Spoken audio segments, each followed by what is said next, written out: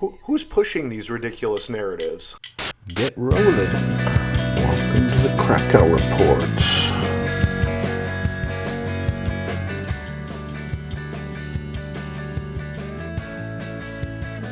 That's right, I'm Mr. Simon. Good to see you.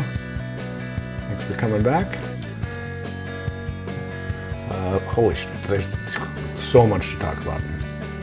We got to get right to it. You can't really have freedom without truth. You can't have freedom without belief in truth, without belief in truth, because if none of us believes that anything is true, then there's no way we can organize or act together. Like if nothing is true, we can't act, but we also don't have any basis to act. And as we've seen with Trump, then we're vulnerable to the best liars. So if you choose to believe there's no truth, you're basically saying, okay, it's time for affirmative action for liars, because the best liars are going to be the ones who profit from this situation. And yeah, and truth doesn't come on its own, right? Like it's like democracy. It doesn't come on its own. There's this notion of a marketplace of ideas and the best ideas come out. That's totally wrong, right? We've seen how that's wrong. The marketplace of ideas can be monopolized and people can dominate it from the perspective of their platforms. And like a hippie commune. It'll just work itself out. The best ideas are going to be the most accepted. It's not true. It's not. It doesn't. The good ideas don't come to the top. There are billions of good ideas out there which are not anywhere near the top. And there are lots of terrible ideas which are near the top, right? Mm-hmm. Like the idea we should have a war against Iran, or the idea that we shouldn't tax rich people. Very bad idea, but somehow it made its way to the top. So, if you guys don't know Timothy Snyder, he wrote a book called On Tyranny. He is the foremost authority on fascism and authoritarianism. You have to work from the ground up. We have to have a way to make local journalism work. If we don't have local journalism, we don't have local truth, and then if you don't have local truth, you can't have national democracy. The Krakow Report is about the truths that those around me and that I am absorbing, and finding out what people think is true, and it's depressing, actually. Social media basically is intellectual pollution. We have chosen to walk into the middle of the swamp and put our heads in it. That was a choice. We created a regulatory environment which favors that. And we find ourselves in this kind of clan. Might I add, we chose Donald Trump, okay? Uncomfortable environment where the only thing people are comfortable in talking about is like what he said and what she said, right? And that gets to too much of they said that and the other people said this, right? But maybe both of them were lying, and if you don't take a deep breath and believe in truth, it's so easy to fall back on the paradigm of, well, maybe they said this and maybe they said that, and I'm just going to report both sides and then everything's somehow going to be okay. And that way of seeing things, like imagining that the truth is somehow in between two liars, which it isn't, it has demoralized us, right? So yeah, totally. I think we have to start with this, like, it's conservative value in the nice sense, like that there are things that are true. Mm-hmm. Mm-hmm. Process for the masses. What do we got next? I think before we get into this, we should take a weather break. Let's just check the weather today.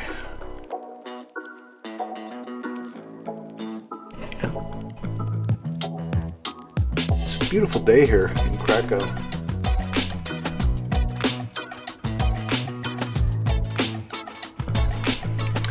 It was it's the 23rd, once again, 23rd of August, 2026.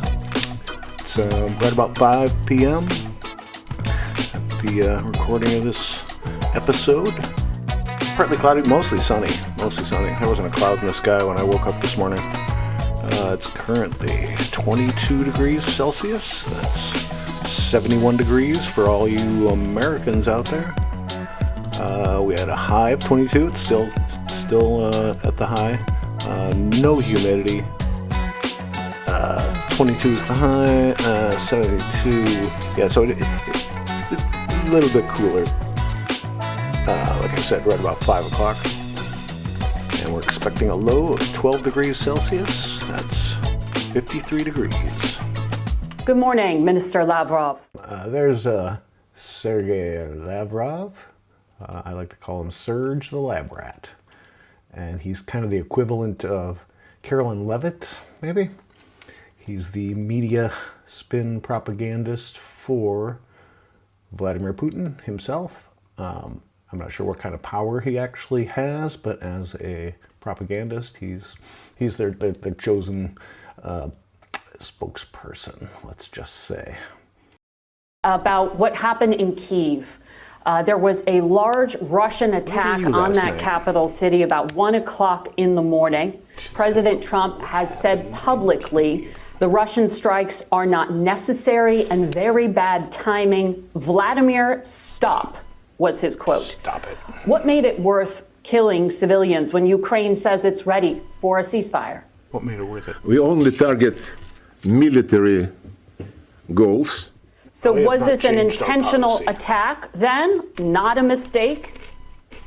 If this was a target used by the Ukrainian military, the Ministry of Defense, the commanders in the field have the right to attack them. Well, So just to be clear, when the President of the United States says, Vladimir, stop, is this a rejection of that request? Was the assessment that because of what you say regarding the concerns that this loss of civilian life made it worth it? Well, I can assure you that the target attacked was not something absolutely civilian like a TV center in Belgrade in 1999. We do not repeat mistakes of the last 10 years. Ukraine accepted on March 11th that idea of a U.S. brokered ceasefire without preconditions. You're saying the preconditions are a negotiation to end something else? No, it is not a precondition. It is the lessons learned after at least 3 times. Will Russia continue targeting Kyiv despite President Trump saying, Vladimir, stop? You're not listening to me. We will continue to target the sites used by the military of Ukraine. And Ukraine disputes that. But putting that aside, I want to ask you about what President Trump said on Wednesday. The President of the United States says he thinks the U.S. and Russia have a deal. Let's get it done. Does President Putin agree? Well, the President of the United States believes, and I think rightly so, that we are moving in the right direction. But he did say there was a deal and that he was sending his envoy, Steve Witkoff, to meet with Vladimir Putin Friday in Russia. Is that meeting still happening? And should we expect a deal this week? Well, you don't trust the word of the President of the United States? I was asking your president's word. What will he tell the U.S. envoy? We are moving in the right direction, first of all, because President Trump is probably the only leader on earth who recognized the need to address the root causes of this situation. When he said that it was a huge mistake to pull Ukraine into NATO, and this was a mistake by Biden administration, and he wants to rectify this. And Marco Rubio expressed yesterday, I think, that the American team now is getting a better understanding of the Russian position and of the root causes. Yeah, a better understanding of how Russians are. This is just a game to them. He can't, but he's trying. Of this situation, one of these root causes, apart from NATO and creation of direct military threats to Russia just on our borders, another one is the rights of the national minorities in Ukraine. And to get out of this crisis, you cannot just forget about human rights. Whenever we discuss Iran, Venezuela, North Korea, anything, American negotiators put on top human rights. They have claims in this regard to China, to us, to anybody. But whenever Europeans and other Western nations speak about Ukraine, nobody can mumble the words human rights. Just nobody. Ukraine is defending the European values. So one of these values is canceling the Russian language. Imagine if Israel canceled. Imagine if Israel canceled Arabic language in Palestine. Just imagine. You mentioned that the U.S. and Russia need to work on some of these fine points of a deal. Yeah, you want the fine points to be spelled out? The fine points. Well, of course, I'd love that, but my question this is was, not the way European sources say that the U.S. proposal is really just kind of a list of bullet points. Does Russia have details, the details you need at this point, in terms of a formal proposal? We are really polite Say people, yes or no. And unlike some others, we never discuss in public what is being discussed in negotiations. Otherwise, negotiations are not serious. Just the same. To ask for somebody's opinion regarding the substance, go to Zelensky.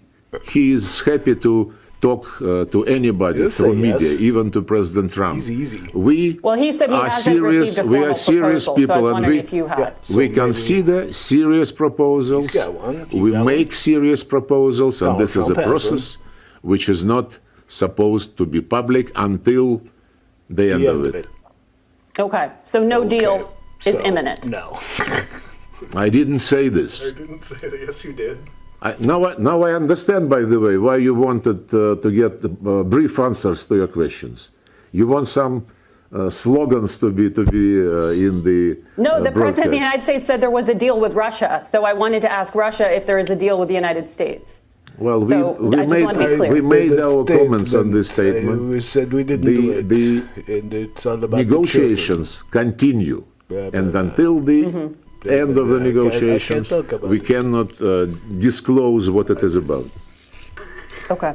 The National Security Advisor, Mike Waltz, said last month that President Trump is asking for thousands of Ukrainian children who were taken into Russia to be released now as part of what he called confidence-building measures.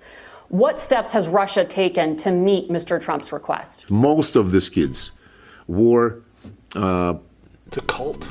attending what you call it, the place where people without parents. What's the name of that place? Orphanage.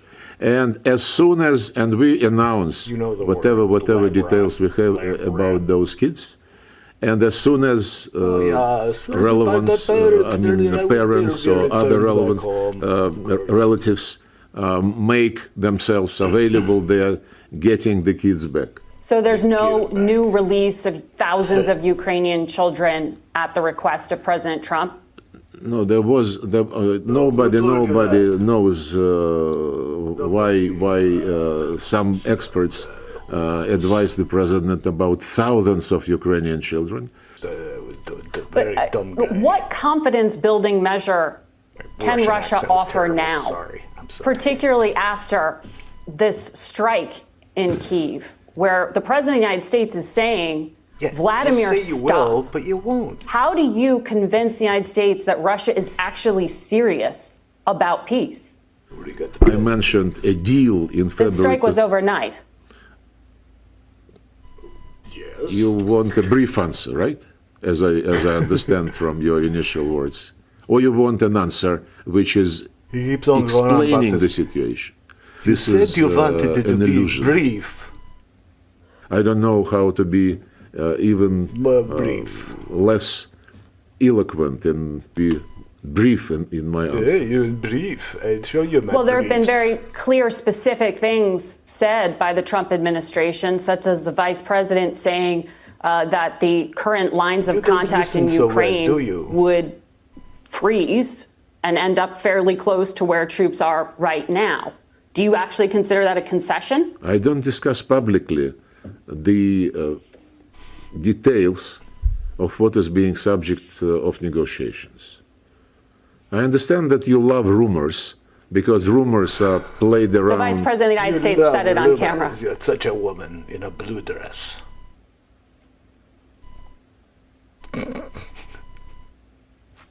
Was it a question? What did you say? Well, rumor. You said it was a rumor. Not a rumor. The Vice President said it. No, I said Perhaps that we. you missed it. No, I said about us. No, We are not discussing things which are subject to negotiations. Oh. Okay. Minister Lavrov, thank you for your time this morning. Thank you. And thank you. All right, you guys. Thanks so much for joining me today. Catch you on the flip side. All right. See you next time.